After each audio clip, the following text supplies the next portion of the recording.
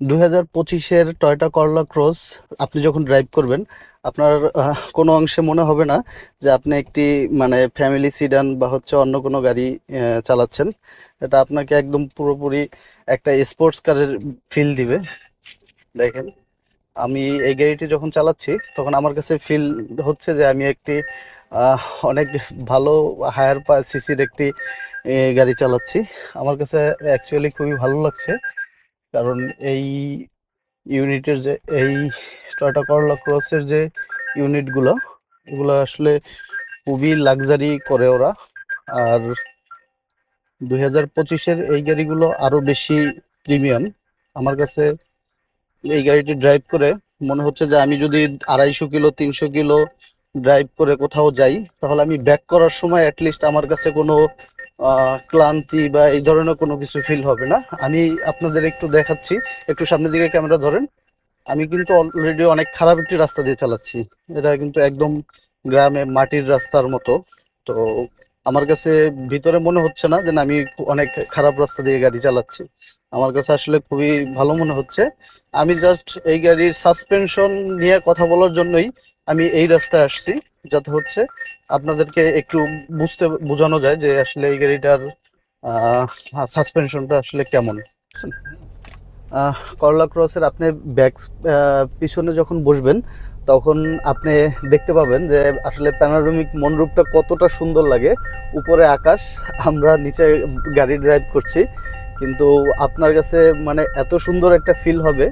মনরূপের panoramic মনরূপটা আপনি খুলতে পারবেন না, বাট আপনার কাছে খুবই সুন্দর একটা ফিল দেবে। আপনাকে একটু দেখানোর চেষ্টা করছি, একটু দেখেন।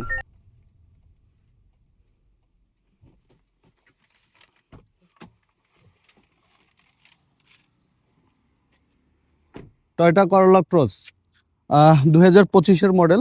এই গাড়িটি খুব রিসেন্টলি আসছে, 3 থেকে 4 দিন এর মধ্যে হাতে পেয়ে গেলাম রিভিউ করার জন্য। তো আজকে রিভিউ করব টয়োটা করলা ক্রস 2025। 2025-এর সেম গাড়ি 2023-এ আমরা পেয়েছি, 24-এ পেয়েছি, বাট বেশ কিছু চেঞ্জেস আসছে। 2025-এর যে গাড়িটা, এই গাড়িতে বেশ কিছু চেঞ্জ আসছে। যেমন ম্যাসিভ গ্রে কালারটা, এটা একটা ইউনিক কালার, খুব কম পাওয়া যাচ্ছে মার্কেটে, এজন্য দামও একটু বেশি নিচ্ছে। আহ 50,000 1 লাখ টাকা অনেক সময় বেশি থাকে শুধুমাত্র কালারের জন্য। এই গাড়িটার বেশ কিছু চেঞ্জেস আসছে। যেমন ফ্রন্টে যে গাড়িটা লুকটা দেখতে পাচ্ছেন, এটা 2021-এর চেয়ে 25-এর গাড়িটা একটু এগ্রেসিভ করেছে। 25-এর 21-22-এর যে গাড়িগুলো, এগুলো এতটা এগ্রেসিভ না। টার্ন লাইট, এরপর হচ্ছে লাইটে বেশ কিছু চেঞ্জেস নিয়ে আসছে, এবং ইঞ্জিন সেগমেন্টে কিছু চেঞ্জেস নিয়ে আসছে। আসুন, এই গাড়িটিতে 1.8 লিটার 4 সিলিন্ডার একটি ইঞ্জিন ইউজ করা হয়েছে, যেটার model 2ZR FXE। Electric motor use করা হয়েছে, পার্মানেন্ট ম্যাগনেট সিনক্রোনাইজ মোটর। এটিতে প্রায় 122 হর্স পাওয়ার জেনারেট করে, যা কারেন্ট অ্যাক্সেলারেশনে খুবই সহায়তা এবং গিয়ারবক্স হিসেবে ইউজ করা হয়েছে সিবিটি গিয়ারবক্স ইউজ করা হয়েছে ফ্রন্ট হুইল ড্রাইভ। তবে 2021-22-23-এর তুলনায় এই গাড়িটির হাইব্রিড সিস্টেমটা একটু আপডেট করা হয়েছে, যে কারণে এই গাড়ি একটু ফুয়েল সেভ হবে এবং মাইলেজটা ভালো পাওয়া যাবে। আপনারা একটা জিনিস জেনে অবাক হবেন, টয়োটা করলা ক্রসের যে মাইলেজটা অনেক বেশি পাওয়া যায়। এটা হচ্ছে আপনার মানে 4 লিটার তেলে প্রায় 100 কিলোমিটার মতো ড্রাইভ করা যায়। আর 2021-22-23-এর যে হাইব্রিড সিস্টেমটা, এর চাইতে 2025 সালের যে হাইব্রিড সিস্টেমটা, এটা কিছুটা আপডেট করেছে, যে কারণে 2021-22-এর যে করলা ক্রস গাড়ি, ওইটার মাইলেজ আর 2025-এর এই ইউনিটের মাইলেজ কখনোই এক হবে না। ওটার চেয়ে অনেক বেটার মাইলেজ 2025-এ পাওয়া যাবে। এটা 2025-এর একটা unit S package. That means হচ্ছে 0 কিলোমিটার, জাস্ট মোংলা পোর্ট থেকে ঢাকা আসা পর্যন্ত যতটুকু হয়েছে ততটুকুই আসছে। 235 কিলো নর্মালি হচ্ছে এস প্যাকেজের যে গাড়িগুলো, এগুলো এস দ্যাট মিন্স হচ্ছে ব্র্যান্ড নিউ। এস প্যাকেজের যে গাড়িগুলো, এগুলো 235, 240 বা 250 কিলোমিটারের মধ্যে।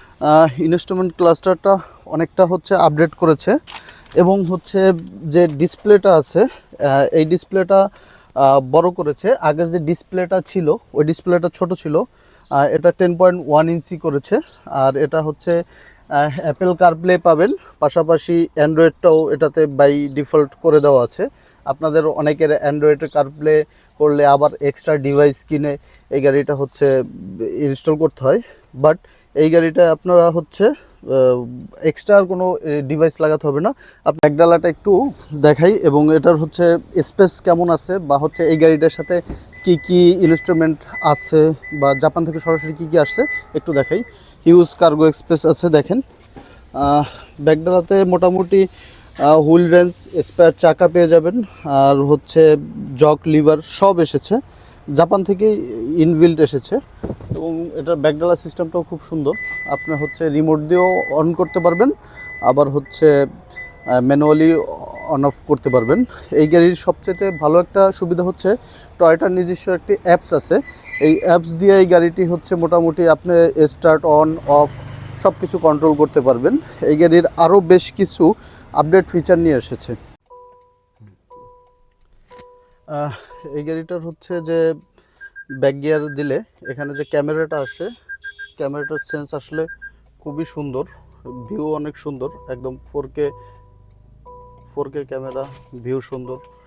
আপনারা এই জিনিসটা খুব ভালো পাবেন।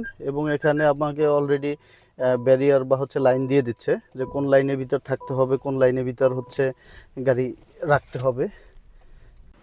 2025-এর এই মডেলগুলোতে বেশ কিছু আপডেট নিয়ে এসেছে, এক্সট্রা ফিচারও পাবেন, যেমন electric parking brake with auto hold, USB type C front and rear, এবং টয়োটা সেফটি সেন্স টিএসএস যেটা, এটাও বেশ কিছু আপডেট করেছে। Blind spot monitor, rear cross, lane departure এবং কলিশন কন্ট্রোলটা একটু বেশি আপডেট করেছে, যে কারণে আগে আপনি যে ব্লাইন্ড স্পটে বা হচ্ছে কলিশন কন্ট্রোলে পার্কিং সেন্সর যেটাকে বলে, পার্কিং সেন্সরটাতে আগে যতটুকু সেন্স করতো এর চাইতে এখন আরও বেশি আপডেট করার কারণে কলিশনটা হওয়ার চান্স খুব কম থাকবে।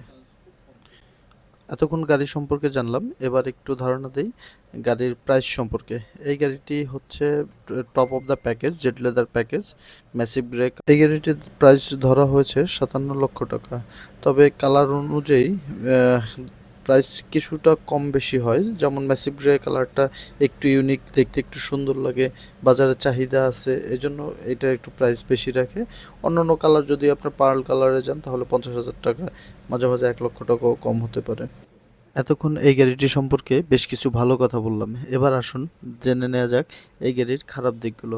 গাড়িটি 1800 সিসি হওয়াতে এই গাড়িটির বাৎসরিক ইনকাম ট্যাক্স হবে 50,000 টাকা, এবং এই গাড়ির বেশ কিছু বডি পার্টস আছে যেগুলো সহজে খোলা যায়।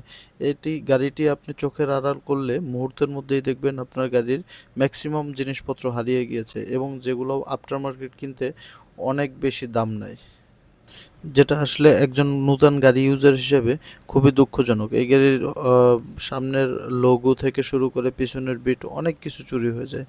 তারপরেও আপনারা যারা এই গাড়িটি রিসেন্টলি প্ল্যান করছেন পারচেস করবেন, তারা সব সময় চেষ্টা করবেন গাড়িটি একটি সেফ জায়গায় পার্কিং করার, এবং তেসলা হইতে নিরাপদ দূরত্বে রাখিয়ে আপনার গাড়িটি চালাবেন, নাহলে তেসলা আপনার শখের গাড়িটি ধ্বংস করে দেবে। আজকের রিভিউ এই পর্যন্ত। আসসালামু আলাইকুম সবাইকে।